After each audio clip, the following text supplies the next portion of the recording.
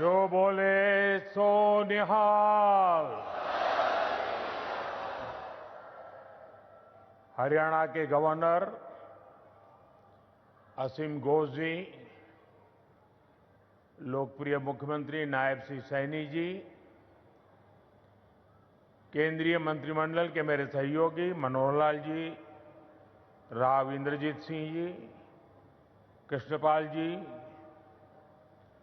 Haryana SGPC के अध्यक्ष जगदीश सिंह जिंडा जी, अन्य महानुभाव, देवी और सज्जनों, आज का दिन भारत की विरासत का अद्भुत संगम बनकर आया है। आज सुबह मैं रामायण की नगरी अयोध्या में था और अब मैं यहां गीता की नगरी कुरुक्षेत्र में हूं। यहां हम सभी श्री गुरु तेग बहादुर जी के 350वें बलिदान दिवस पर उन्हें नमन कर रहे हैं। इस आयोजन में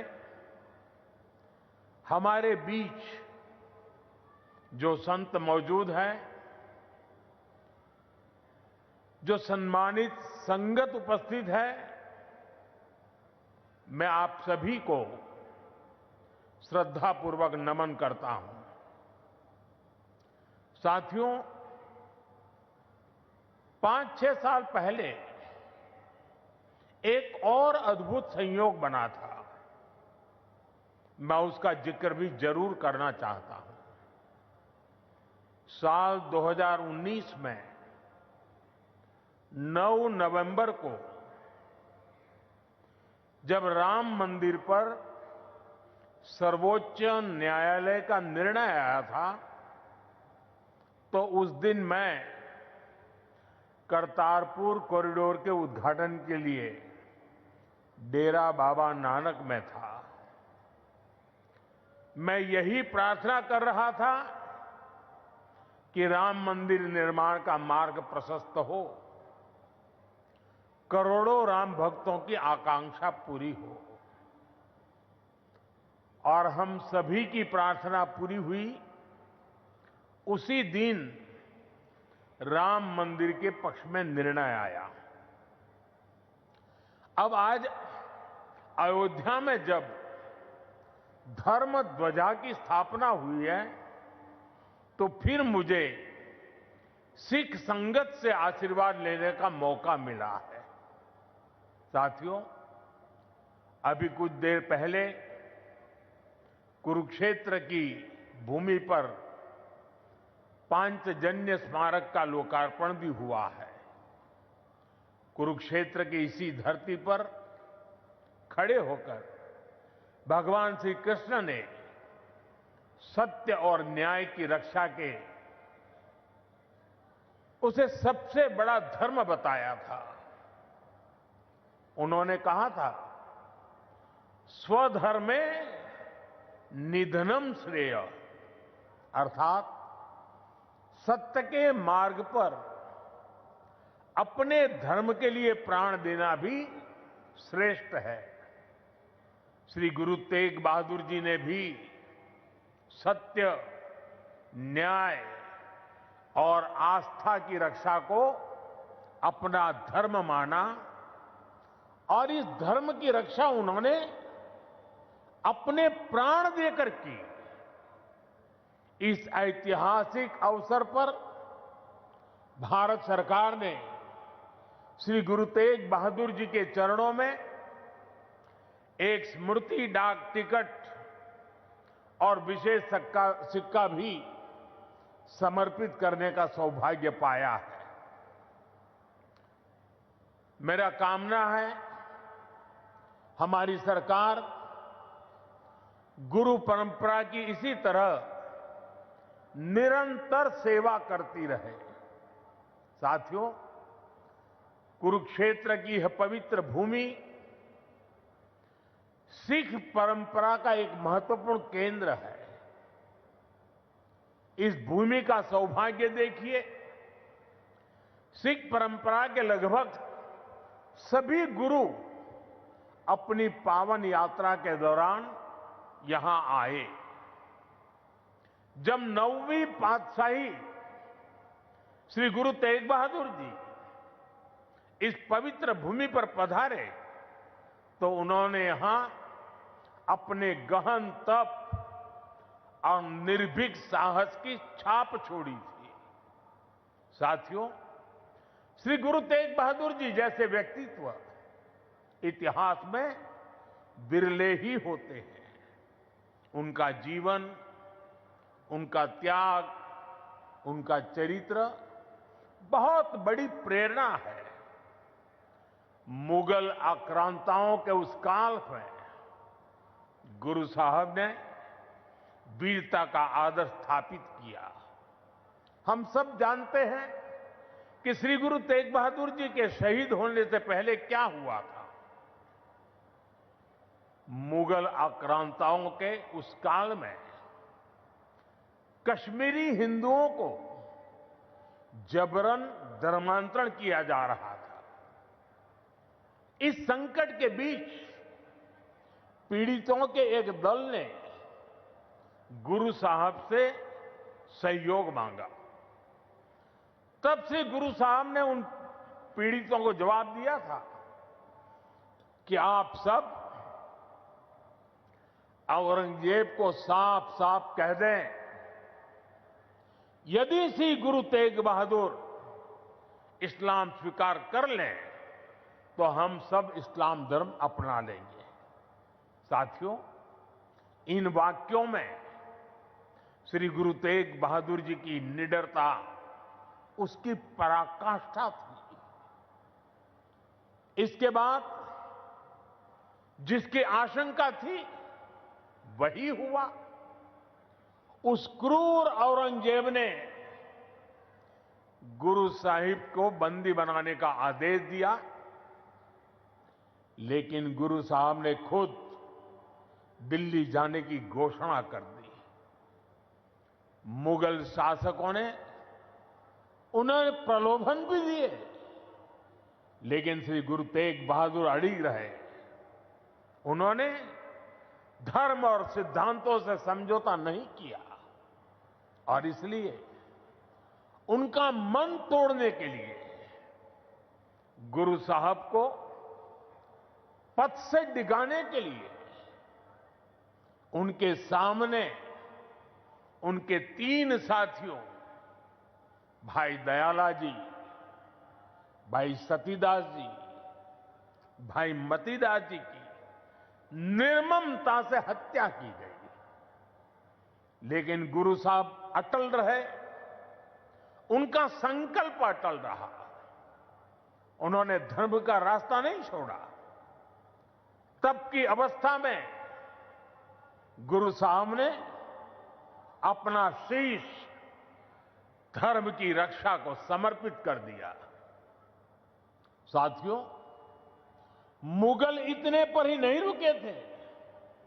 उन्होंने गुरु महाराज के शीश को अपमानित करने का भी प्रयास किया, लेकिन भाई जेठा जी ने अपने पराक्रम के बल पर उनके शीश को आनंदपुर साहब पहुंचाया। इसलिए ही श्री गुरु गोविंद सिंह जी ने लिखा है, तिलक जंजू राखा प्रभता का, तेग बहादुर सी क्रिया करीन किन्नु आन। इसका अर्थ था कि धर्म का तिलक सुरक्षित रहे, लोगों की आस्था पर अत्याचार न हो, इसके लिए गुरु साहिब ने सब कुछ न्यौछावर कर दिया। साथियों, आज गुरु साहब की इसी बलिदान भूमि के रूप में आज दिल्ली का शीशगंज गुरुद्वारा हमारी प्रेरणा का एक जीवन स्थल बनकर खड़ा है। आनंदपुर साहब का तीर्थ हमारी राष्ट्रीय चेतना की शक्ति भूमि है। और आज हिंदुस्तान का जो स्वरूप शेष है, उसमें गुरु साहब जैसे युग पुरुषों का त्याग और समर्पण समाहित है। और इसी त्याग के कारण श्री गुरु तेग बहादुर साहब को हिंद दी चादर कहकर पूजा जाता है। साथियों, हमारे गुरुओं की परंपरा हमारे राष्ट्र के चरित्र, हमारी संस्कृति और हमारी मूल भावना का आधार है। और मुझे संतोष है कि पिछले 11 वर्षों में हमारी सरकार ने इस पावन परंपराओं को, सिख परंपरा के हर उत्सव को राष्ट्रीय उत्सव के रूप में भी स्थापित किया है। हमारी सरकार को श्री गुरु नानक देव जी के 550वें प्रकाश पर्व पर, श्री गुरु तेग बहादुर साहब जी के 400वें प्रकाश पर्व और श्री गुरु गोविंद सिंह जी के 350वें प्रकाश पर्व को भारत की एकता और अखंडता के उत्सव के रूप में मनाने का अवसर मिला। पूरे भारत के लोग अपने मत, परंपरा और मान्यताओं से आगे बढ़कर इन योजनाओं में सम्मिलित हुए हैं। साथियों, हमारी सरकार को गुरुओं से जुड़े पवित्र स्थलों को भव्यतम और दिव्यतम रूप देने का सौभाग्य भी मिला है। बीते एक दशक में अनेक ऐसे अवसर आए हैं जब मैं व्यक्तिगत रूप से गुरु परंपरा के आयोजनों का हिस्सा बना। कुछ समय पहले जब अफगानिस्तान से गुरु ग्रंथ साहब के 3 मूल स्वरूप भारत आए थे, तो यह हर देशवासी के लिए गौरव का क्षण बना था। साथियों, हमारी सरकार ने गुरुओं के हर तीर्थ को आधुनिक भारत के स्वरूप से जोड़ने का प्रयास किया है। करतारपुर कॉरिडोर का काम पूरा करना हो, हेमकुंड साहिब में रोपवे प्रोजेक्ट के निर्माण करना हो, आनंदपुर साहिब में विरासत-ए-खालसा संग्रहालय का विस्तार हो, हमने गुरुजनों की गौरवशाली परंपरा को अपना आदर्श मानकर इन सारे कामों को पूरी श्रद्धा से पूरा करने का प्रयास किया है। साथियों, हम सभी जानते हैं कि कैसे मुगलों ने वीर साहिबजादों के साथ भी क्रूरता की सारी सीमाएं पार कर दी थी। वीर साहिबजादों ने उनको दीवार में चुना जाना स्वीकार किया, लेकिन अपने कर्तव्य और धर्म का मार्ग नहीं छोड़ा।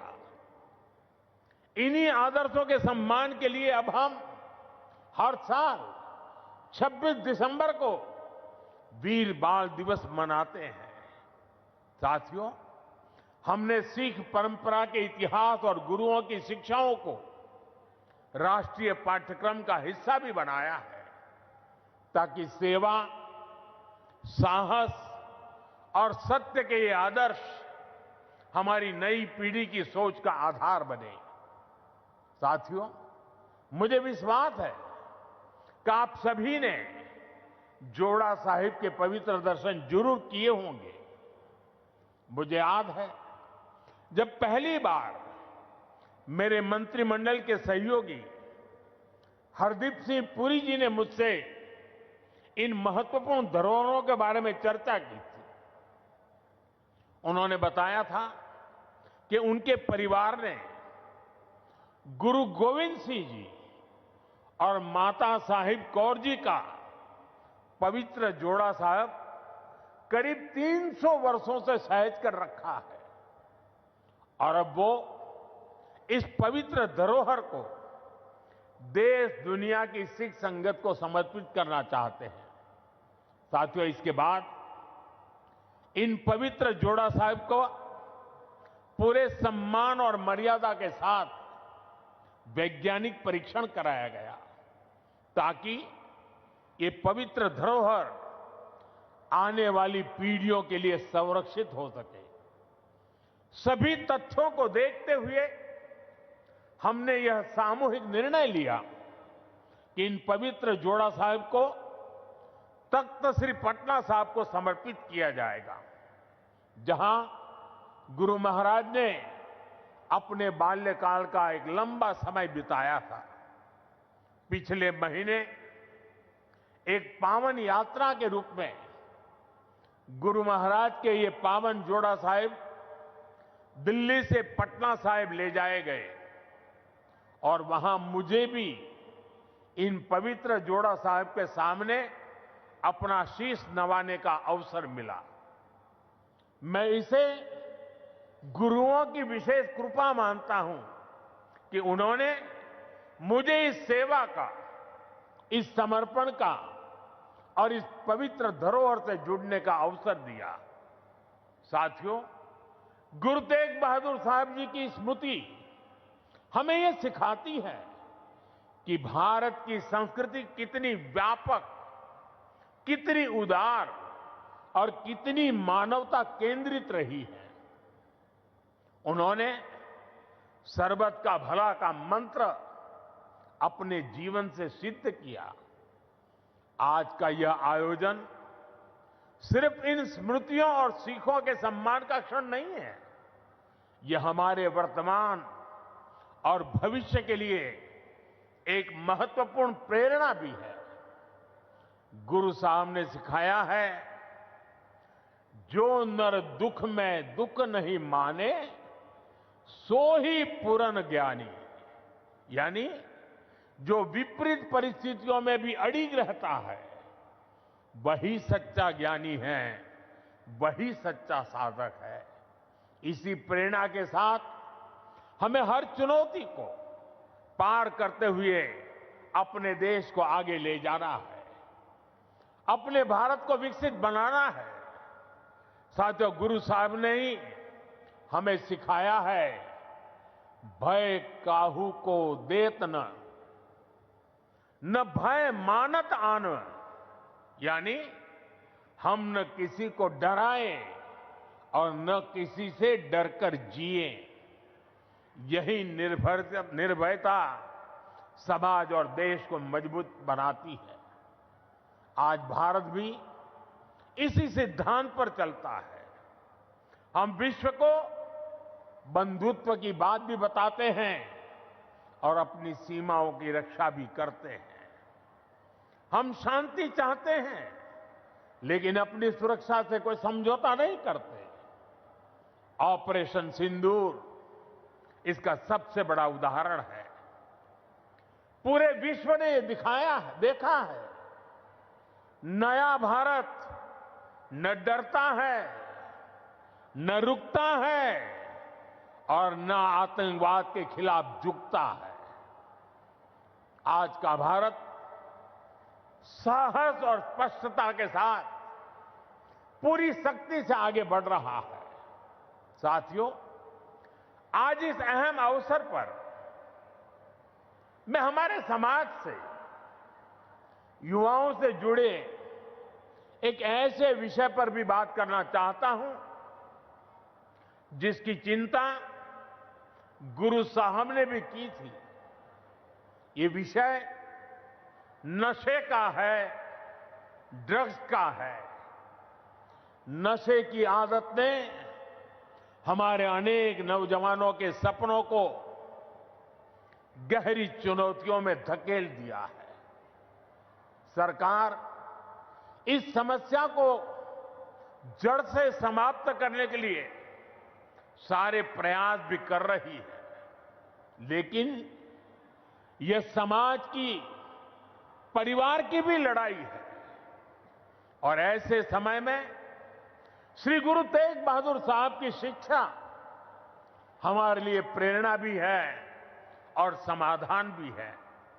हम सब जानते हैं कि जब गुरु साहब ने आनंदपुर साहब से अपनी यात्रा प्रारंभ की तो उन्होंने अनेकों गांवों में संगत को अपने साथ जोड़ा। उन्होंने ना सिर्फ उनकी श्रद्धा और आस्था का विस्तार किया, बल्कि इन क्षेत्रों में रहने वाले समाज का आचरण भी बदला। इन गांवों में रहने वाले लोगों ने हर तरह के नशे की खेती छोड़ी और गुरु साहब के चरणों में अपना भविष्य समर्पित किया।